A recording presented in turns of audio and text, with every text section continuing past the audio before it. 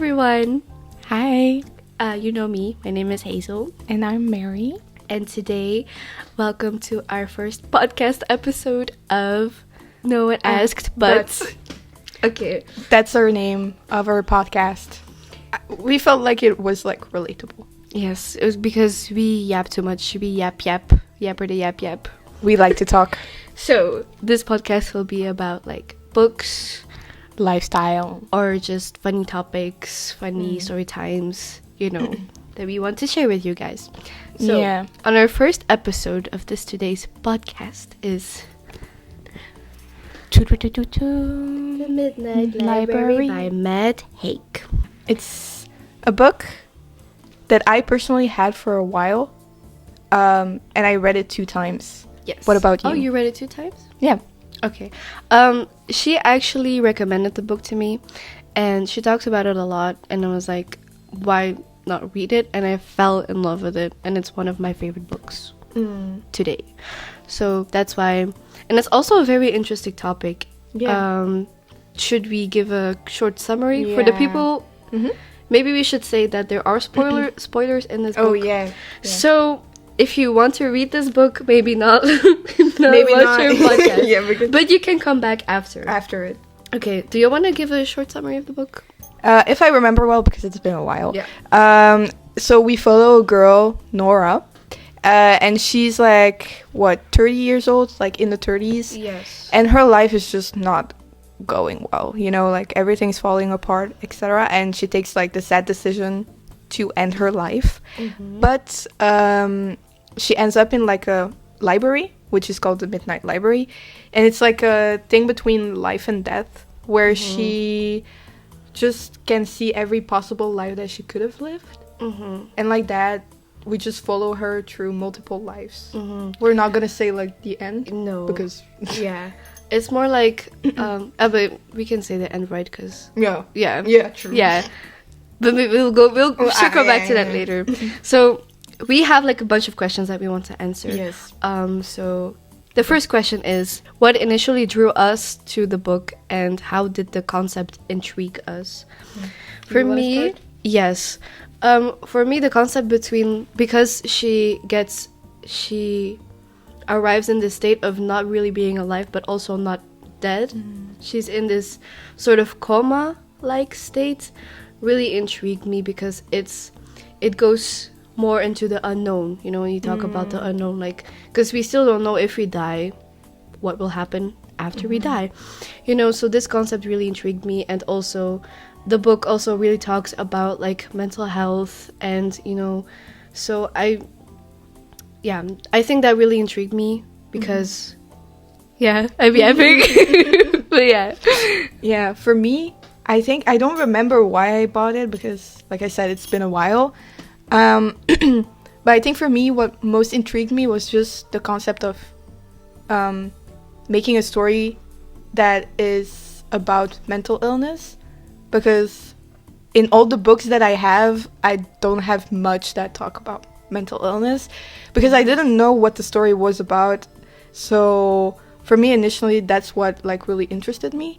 And then I just heard really good things about the author. So that's why I actually started reading it. Okay. So I think both of us, we like the concept of reading books about talking about mental health, and but also kind of like you said, it's like about a concept that isn't really like you don't know, which is also very interesting, because it takes like the take of the author, how he sees it.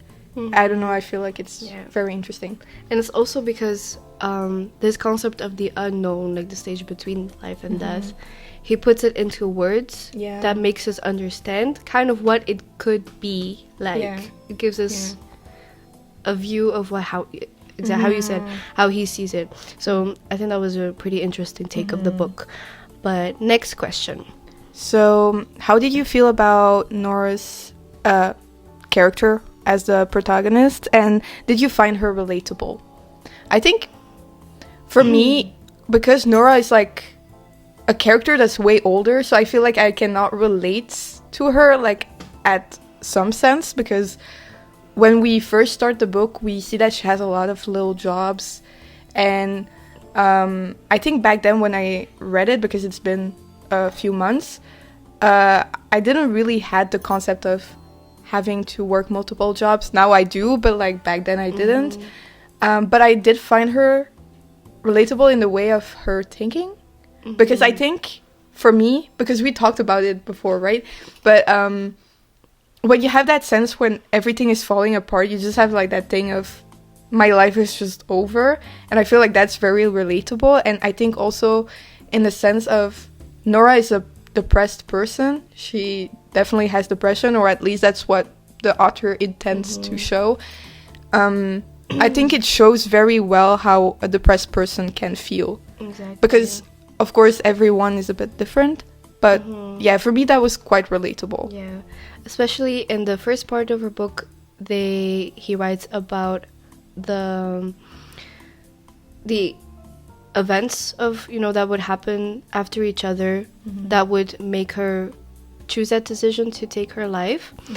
And you would really, we talked about this before as well, that it's really every single event after each other that really made her do this decision. But in the end, she still says, or like, that her original life, her first life, is the best life. And I think this is also really, like, I think relatable to me, because in some way we all think the grass is greener on the other side. Meanwhile, what you have is great, and I feel like we as human beings still want to, like, more and more and more. Meanwhile, what you have is actually already a lot, and you should not take it for granted, which I think was also what made me relate to this character. I think the character was really well written too, because there's like you said, there's like so many layers to Nora and the way she's thinking, because with time you do see her grasping the concept of, actually my life is not that bad. And it's interesting also because we read it where we were like in a state which was not really like all like pink and pretty, so I think we did like relate to her on that level.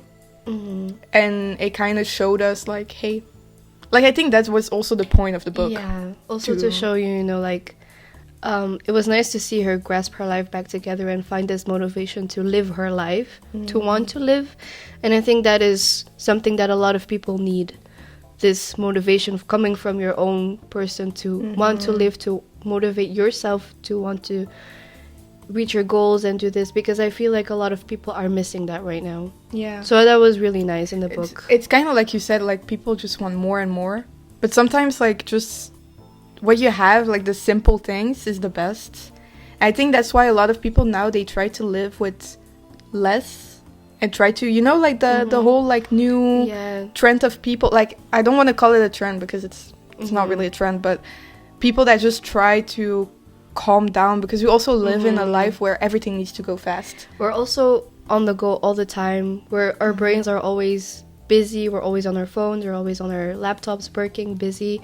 We never give ourselves this time of peace, because I feel like we're always on our phone. Then our brain never gets a rest, and I feel like this is also a part of reason why that everyone gets in this burnout, like depressive state, because we don't give ourselves the time to just like calm down and I like it that people try to do this more often now. So I think just the book, but like now we had to talk about the character, but just the book in general, I think grasps that concept. It was really well written. I feel like it's one of the best well written books that I have read until now. And also it didn't feel like fantasy at all. For me, it felt like a just like non-fictional book. Yeah, exactly. Because sometimes you would like read the book and then see her going from one stage to another, like because in this library that they're talking about, each book represents like a life what could have been, like a what if. That's so interesting. Yeah, so whenever you jump into this other book and she lives that other life, you're like, it makes sense. She's now just living one of her like one of her lives that she could have lived, and it's like it sounds so normal to you after a while. It doesn't feel like you're actually reading a fictional book. And actually, even like at the end of the book, I was like, I do want to have my own midnight library just to know, just to see, because I feel like this book also is good for people who wants to do so many things in their life. And there's a word for it, because yesterday, like, I'm trying to journal more, and I had that, like, yesterday I had that feeling, you know, where there's so much in the world, but you cannot know everything because we have one life. And there's a word for it, which is onism, I think. And that means that you have, like, that fear of not knowing and experiencing everything that's in the world because of that problem of one life. This book grasped, like, that concept so well. Of, like, you want to try so many different things because... You know, like, I think that's also the thing. You have one life, so you want to do everything. You want to do everything, because I think me and you can relate to each other when we say we have so many passions in life. We have so many interests. And when it comes to choosing one to become your actual job, it is so hard to actually, like, look in the mirror and say, okay, what do you want? Because it's so hard to just choose one interest and one passion. Because one side of me, for example, in this book... It's a, you know, it completely writes it well when one book in her life that she, you know, lives through is where she's a rock star, and another life is where she's a athlete. She's like this swimmer, swimming in the Olympics and stuff. In this other life, she's a researcher, no? A researcher in the Antarctica, and it's so relatable because at some point you're like, I want to do everything, but you can't. Yeah. You know? I think Nora is maybe also like that.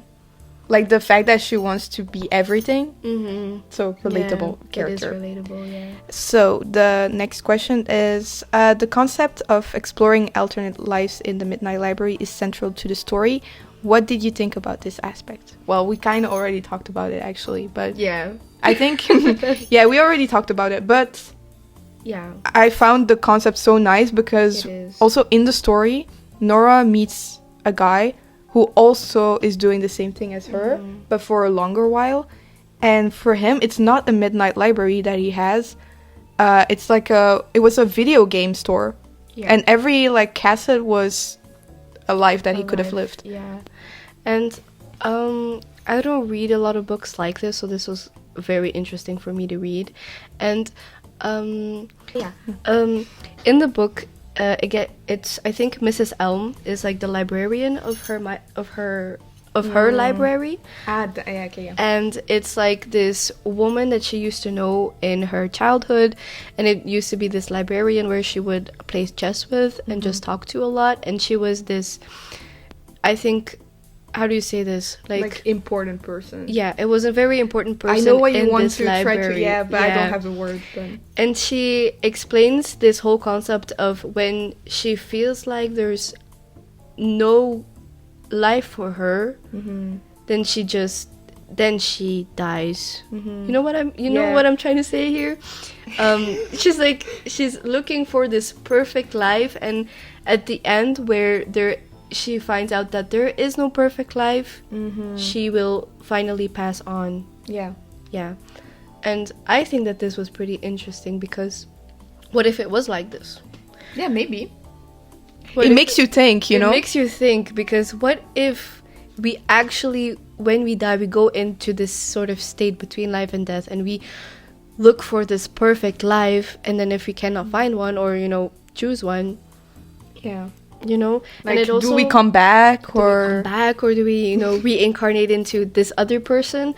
And this is where this other person where you mentioned also come into this conversation, is that he did not find his perfect life yet. And I feel like he's been doing this sort of thing where he's like living his alternate lives so many times for such a long time, I feel like. And I feel like he's different from Laura, because he's but I don't know how different though. Like, is it because he doesn't realize it yet, or is it because he doesn't want to? I don't know, because we don't know a lot about him, right? I think this guy is also in this sort of state where he wants more and that he doesn't want to stop living all of these alternative lives. Maybe, yeah. Because he's so curious into thinking what could be. You know what I... Yeah, maybe, maybe. I think that's the difference between these two characters, between Nora and this other character. I forgot his name. Me too. I don't remember him. But because also it's just a little part in the story. Yeah. Where we realize that Nora is not the only one. So a lot of people have... But I found it interesting how every person has a personalized midnight library. Like the guy has a video game store and... the person that's following them is also a very important person to them, which makes it, I think, even more emotional, because in that state, like, you're like, you want to die. So in the beginning of the story, Nora is like even to the brink of being annoying, because she's always like, I don't want to live. But that's like that's the right concept of depression, you know. And if you're suicidal, then, you know, like, you don't really think about who you have in your life still, etc. And then after a while she starts to understand, and then she meets that guy, and I feel like for her that was also like a turning point of like, oh, there okay, are like, yeah, I'm not alone. I'm not alone. Yeah. Exactly. Next question. Discuss the theme of regret and the exploration of what if scenarios, and how did this theme resonate with you personally? Deep question. It's a very deep question, because there are so many regrets that a person can have in its life, but it's not about... I feel like I see it this way. It's not about you, because in this book you have this book called Book of Regrets, I feel like, and she goes through this book and she I feel like, what did she do again? I think she tried to find a way where she would see every life and kind of delete every regret in this book. Yeah. But it's not like it was not like you have to do it, but just with the time, by living other lives, she started to realize that some regrets are like disappearing, because I think regrets also just links to the fact that you haven't done it, so you regret it. But then she saw her lives, and then she, you know, like that. I think that's what you meant to say, that's right? what I'm trying to say. I'm so bad at explaining, but she goes through this alternative lives, and then finally, like, her regrets are disappearing from this book of regret. And I see it this way. I feel like we focus too much on, oh, I regret not doing this, or I regret this, I regret this, but I feel like it's more about what you're gonna do next now, and not focus so much in the past, because Nora, in this character, after her, you know, living through this alternative lives, she still remembers and feels like her first life was the best one, and then she felt like this was the life for her best to improve.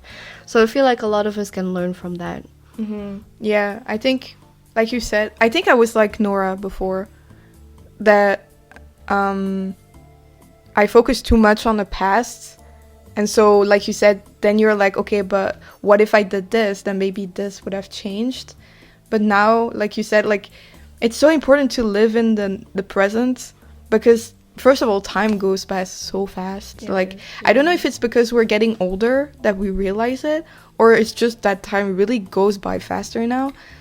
I think we are also growing older, and I feel like we're more aware of the time growing older, because if you're younger and you're just, for example, you're 12 and you're just sitting in your room and you're just playing games, or I don't know, but if you feel like I would do this at this age, I would after a while be like, oh my god, I'm sitting in my room and I'm just playing games. You know, you don't realize when you're younger, but now you do. And every time I feel like when I do something, I could be like, oh no, I could be doing this, or oh no, I could be doing that. And this way I overthink so much, and then also this fear of time going by so fast overwhelms me. And I think, I don't know where I'm going with this, but that's just what I wanted to share with you. If that's how you feel, that's fine. So for me, I realized that, I don't know when I did, but I think I used to be like Nora a lot, and then that something happened. I don't know. I think really from the moment that I started to go to like university, that's when I kind of started to like grow as a person, more like an adult, you know. And also I think like my friends helped me a lot. So now I try to live more in the present. Yeah. But for me, there's still this fear of time goes by so fast, and I don't do much in my days, and then at the end of the day, I'm like, what did I do today? Yeah, you know? I relate to that. So the concept of what if is very relatable, and it's really well written, because I think a lot of people feel like that, of like, what if I did this differently? Or like we talked about it, like what if we didn't go to that school, you know? Then we wouldn't have met. We wouldn't have met. Then we wouldn't have like been able to go to Korea together. And yeah, exactly. You know, and it goes on by like so much. Like you cannot just keep living in the what if state. You really have just to live in the present. And because we live in the present, and because time goes by so fast, there's nothing you can do about it. So the only thing for you to do is just accept it. Yeah. Acceptance is key. Yeah. And talk about it. Talk about it, and talk about this fear you have, and then just try to live with it as much as possible. Even though... Yeah, if you think about the what ifs in a fun way, like... Exactly. Like, for example, like, oh, yeah, what if I... Maybe if you think about what ifs... No, that's not a good thing. Before you do something, because that's overthinking. Yeah. That's maybe not a good thing. But just if you want to think about what ifs in a positive way, that's fine. You know, like... I think sometimes it's fun to think about how my life could have been different. It is. But I'm very grateful with where I am. And I'm very excited for the future. Yeah. So that's... I mean, you can just like think about, oh, what if I did this and this, that. But it's important not to stay there and just stay stuck there and think, you know, oh no, I did this instead of that. You know, don't do that. Don't do that. And there's also like this quote that you maybe have seen everywhere at some point, like the thing of don't make your life full of what ifs, but just like oh my god, I did this. Like don't think too much about stuff, because at the end of the day we live on a floating rock. We live on a floating rock. We're all human, and you don't have to think too much, you know. Like just also, I'm sidetracking here, but there's maybe this TikTok that you've seen where there's like two people standing next to each other, and one girl or guy is like, oh my god, life has no meaning, everything sucks, blah blah blah, and then this other guy is, oh my god, life has no meaning, what the heck? You have to kind of see it this way. Life does have no meaning, so it means you have the freedom to do everything and nothing at the same time. So but that shows how like your standpoint on life is so important, because indeed you can think of like, oh, life has no meaning, so whatever, I'm not gonna do anything. Or you can think it positively and be like, life has no meaning, so whatever. If I wanna, you know, go buy a car, let's buy a car. If I wanna go like to Hawaii, let's go to Hawaii. You know, but just also do it. Stay financially smart. Yeah, I took things that are a little bit expensive, but it could be for anything. You know, like could be for anything. You want to cut your hair, do it. Do it. If you want to get tattoos, do it, but do your research before. And also make sure it's healthy. And not in this sketchy. Don't hurt anyone. Anyways. Okay, next question. The next question. How did you interpret the role of Mrs. Elm and the guidance she provides to Nora? I think it's like a good way of showing how one person can change the life of someone without even her or him knowing.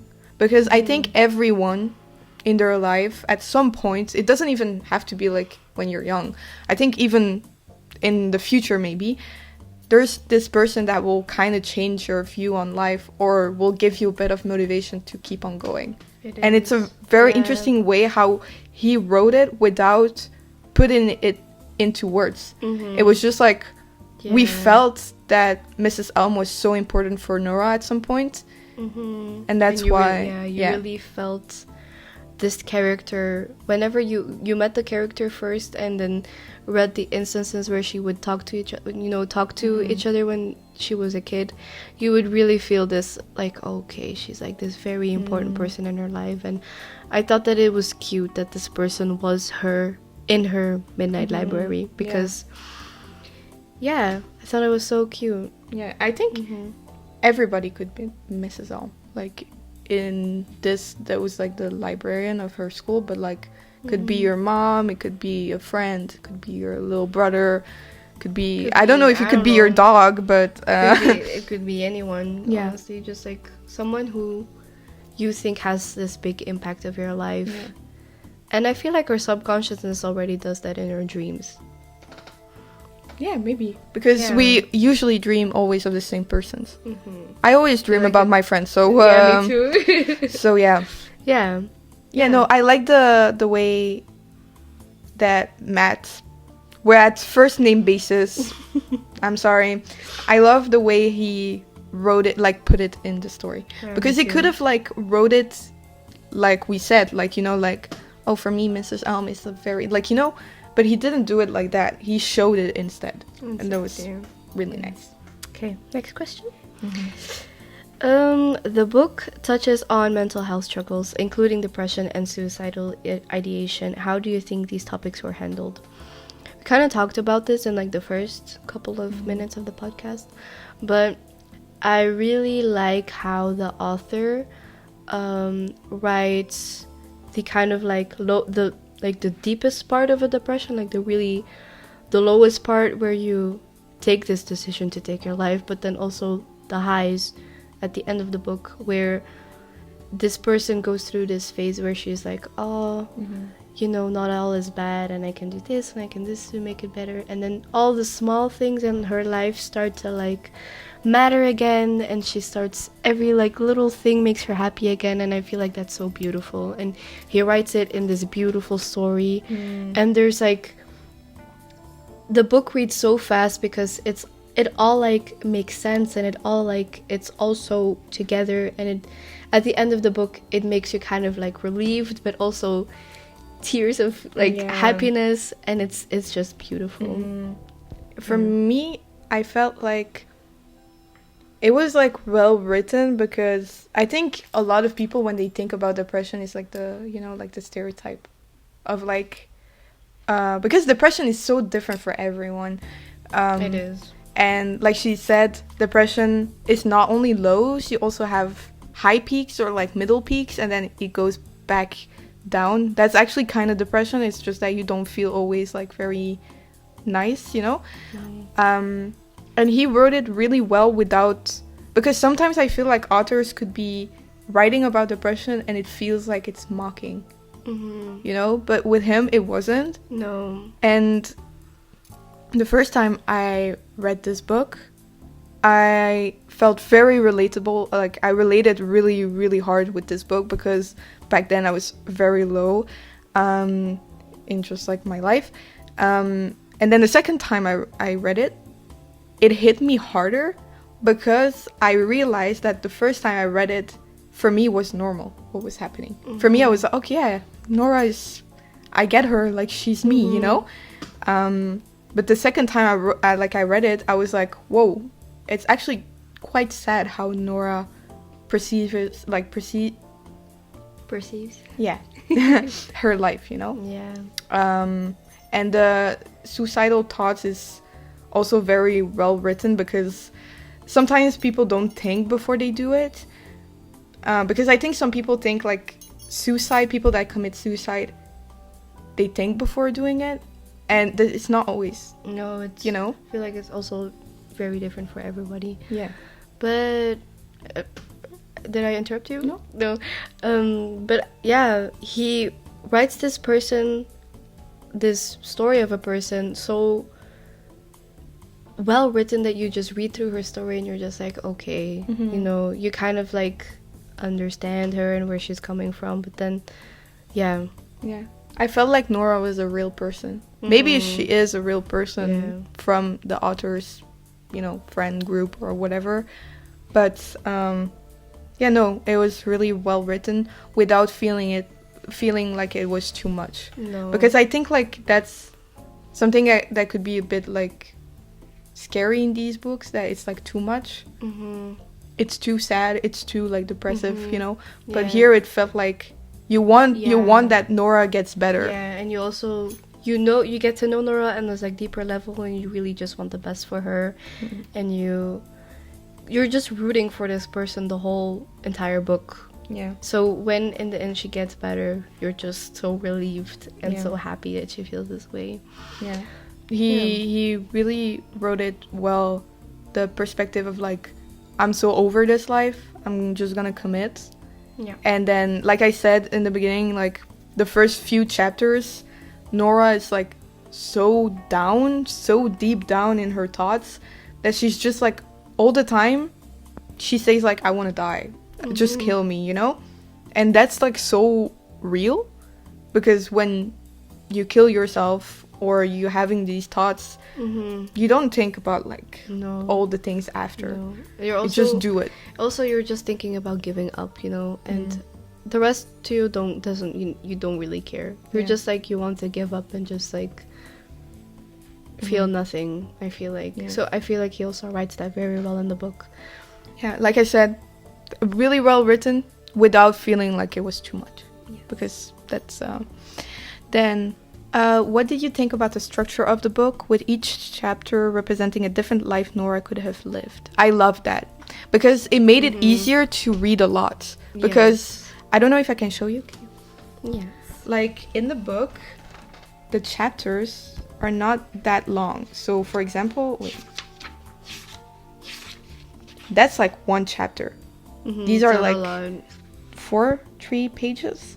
And so I feel like that structure is so nice if you want to read fast but you don't like long chapters. I don't like that. So I don't like long for me, I really like that likes structure. Long chapters anyway. And I don't know.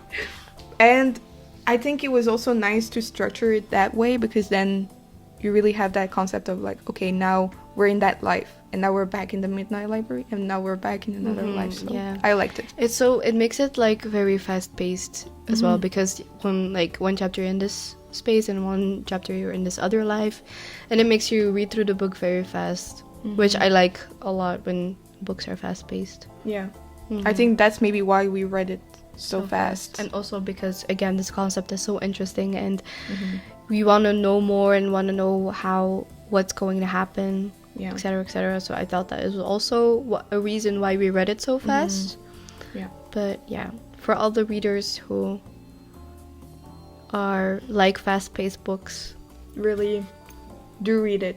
Even if you're in the mood of reading something that has nothing to do with, because I don't feel like you can put this in a genre, right? Like, is it fantasy? Is it just slice of life? Is it like, what is it? It is whatever you want it to be. Yeah, actually, for me it felt like a non-fiction book, but I know it's not. But like, you know, I don't know what book it was for me. It was just a good book. It was just a good book. A really good book. Definitely my like top 5 or like top 10. Yeah, me definitely. too. But yeah, definitely read it. Were there any particular lives Nora explored in the Midnight Library that stood out to you? Which ones and why? That's a hard question. It's a hard question. I feel like one life that really stood out to me was her life where she was this scientist in Antarctica, where she was exploring as this, I don't know what name it was, biology. Yeah, it was something with animals. Something with animals, researching and stuff. And this was also a life that stood out to me, but also her life as a rock star. Those are the two lives that really stood out to me the most. Yeah. Why? Mostly because this was also a part of her book in Regrets, where she was like, I should have studied this major and become this. But also I should have done more music and practiced more my music so I could become this and become successful with a band that she was in. And it's like two complete different contrasts of lives that she could have lived. And because the contrast is so big between a marine biologist and also a rock star, those two lives stood out to me the most. Yeah, it shows like how different your hobbies can be, even if you're like just one person. Yeah. I find it so interesting when I see people, like, you don't know what they like. Like, you know, it's possible that you see a girl and she's all like girly, etc., but she loves, like, I don't know, the Goth music. yeah, or she yeah. loves the concept of death or something. Exactly. And I find it so interesting to know that people has like so different hobbies that you don't particularly see. Yeah. For me, it was particularly the life she lived with that guy. With the cafe? No, the guy that before she committed, there was a guy that came to her door to say like, "Oh, your cat died." That guy, she had a life with him. Oh, I remember. Yeah, and that life, she had like a daughter, and she lived her life. And I especially loved that life because she said, like, at some point, I think she was like, I'm scared because I'm feeling loved, and she never felt that. And I found it like so heartbreaking, but also cute because like the daughter was so cute, and like the guy seemed like a good guy. For me, that was like the that's maybe also one of my favorite lives, but also because she really, really, really wanted to live in this life. Yeah. But in the end, it was still not good enough for her. It didn't feel right because she said she felt like she took a place of someone else. Yes. And it was just not her. And I found it like interesting that was my most favorite like life, because we're not girls that wants to have kids particularly. And I'm also not really a girl that wants to settle down particularly.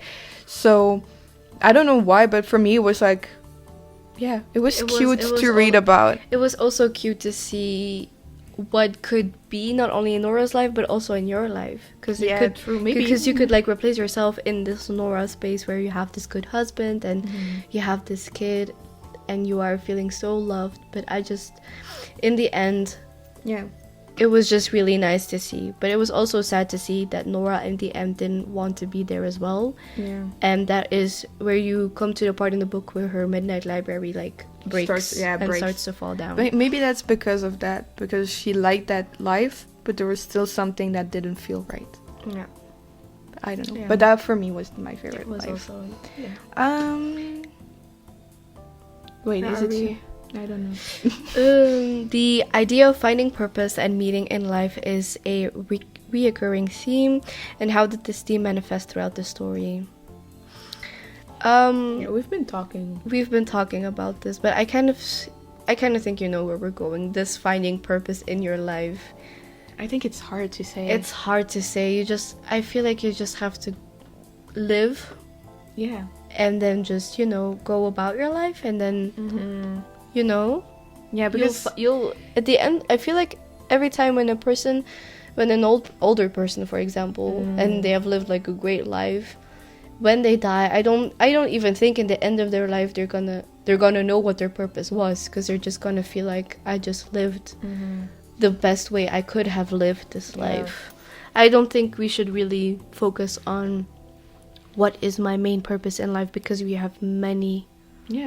I think it's just like a timeline. It's a timeline. It's kind of like they say, like, you are always gonna learn till the day that you're dying.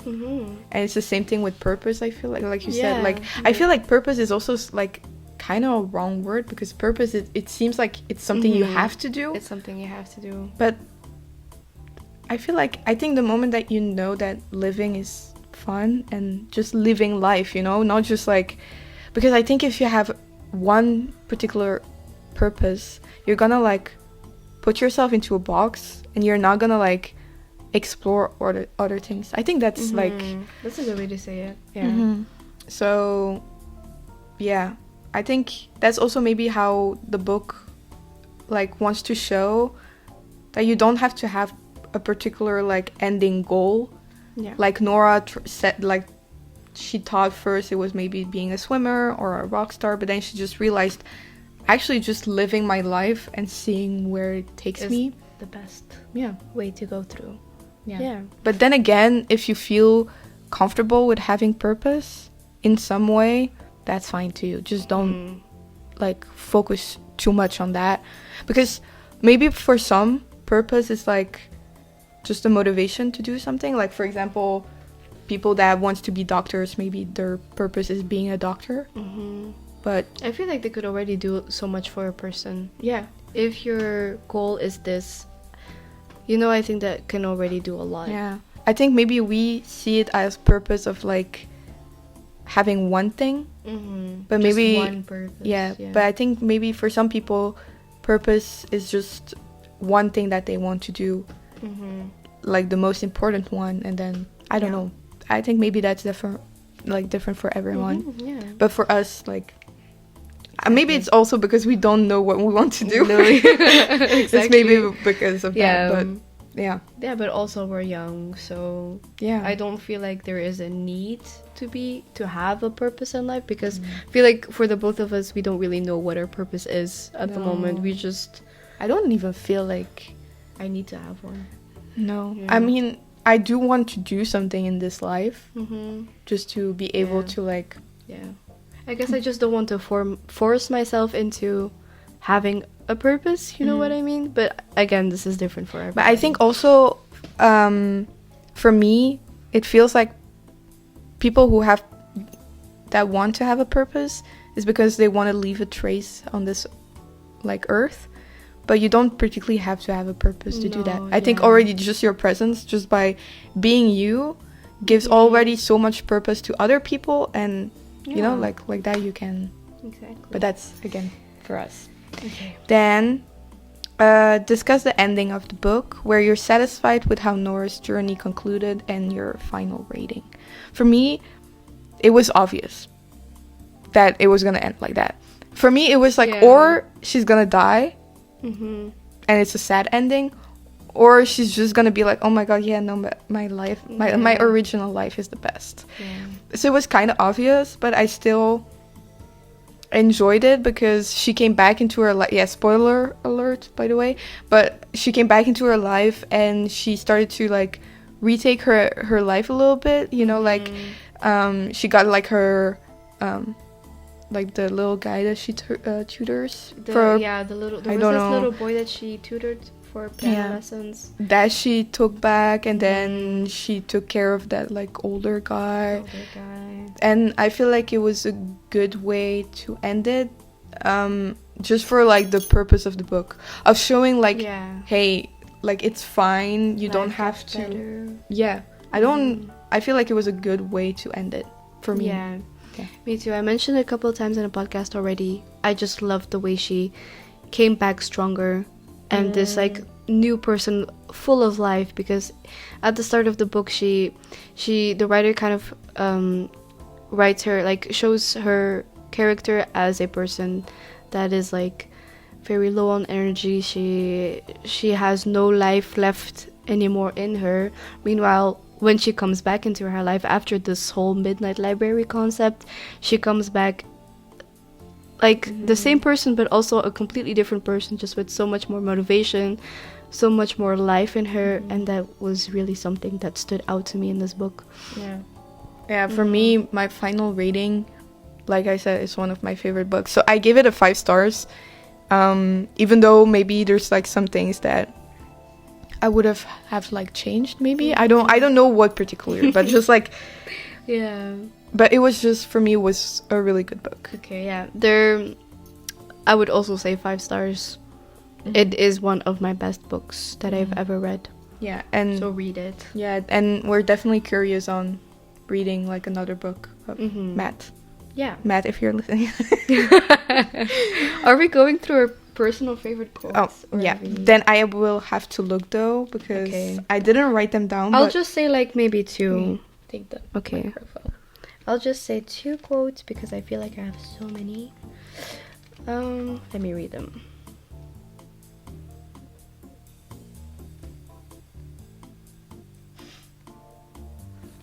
Ik weet niet waar ik in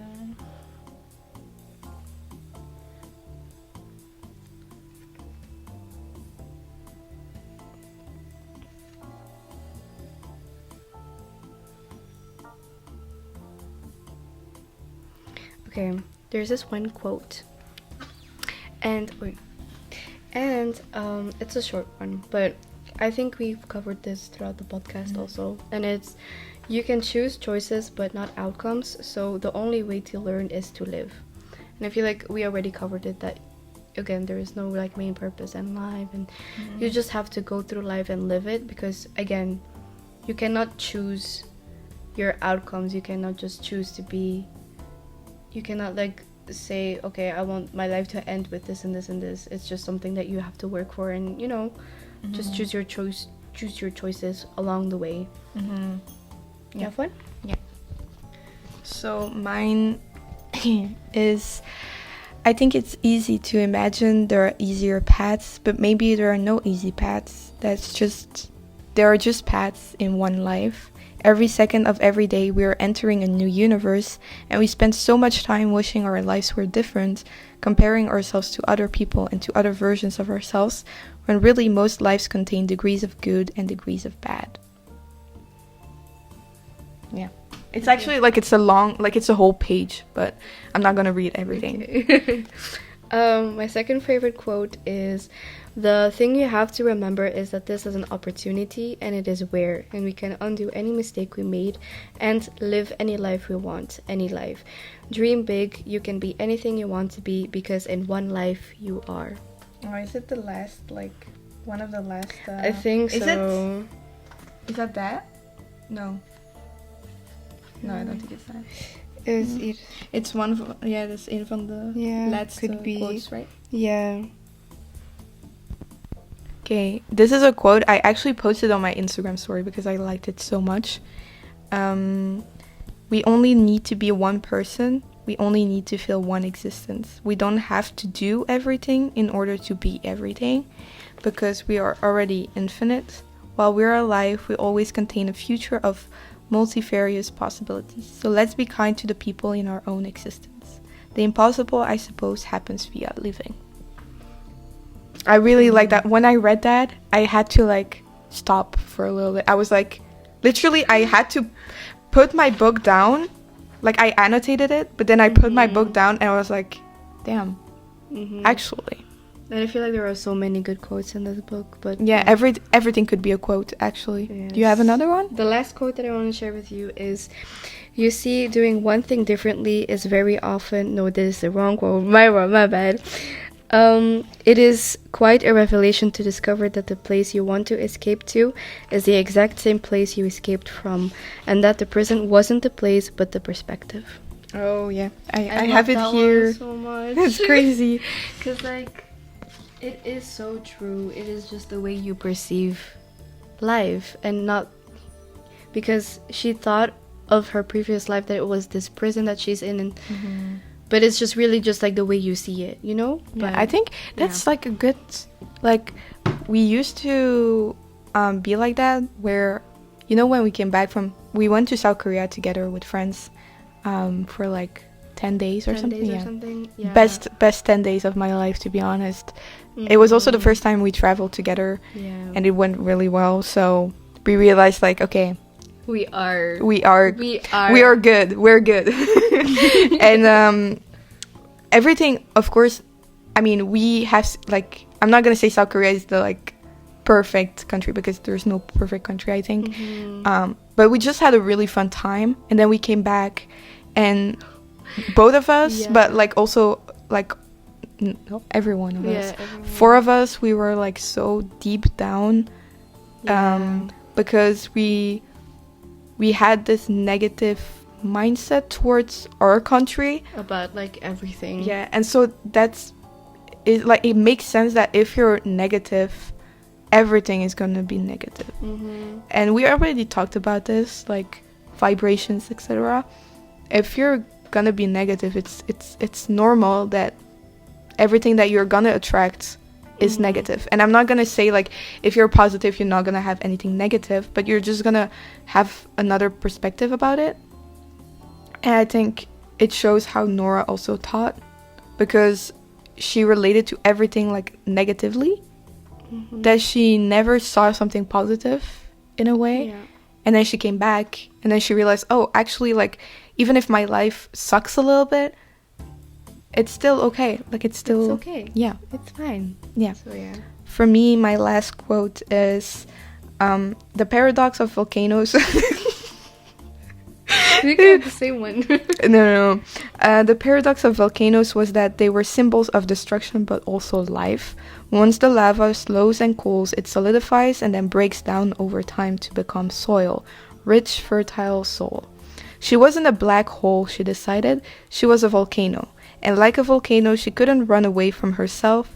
She'd have to stay here and tend to what wasteland. She could plant a forest inside herself. Because in the beginning, like I said, she was really negative and she compared herself to black holes. And like black holes, if you know, it's just like nothing. But then in the end, she realizes like, oh, maybe I'm not a black hole. I'm like a volcano that also has some negative things, but makes it positive. Yeah. And that's a good way to end it, I think. I think this was a great first episode of our podcast. What was our podcast name? No one asked, but... Yeah, no one asked, but thank you so much for watching our episode of No One Asked But, and I hope you stay tuned for our next one. Bye-bye. Bye-bye.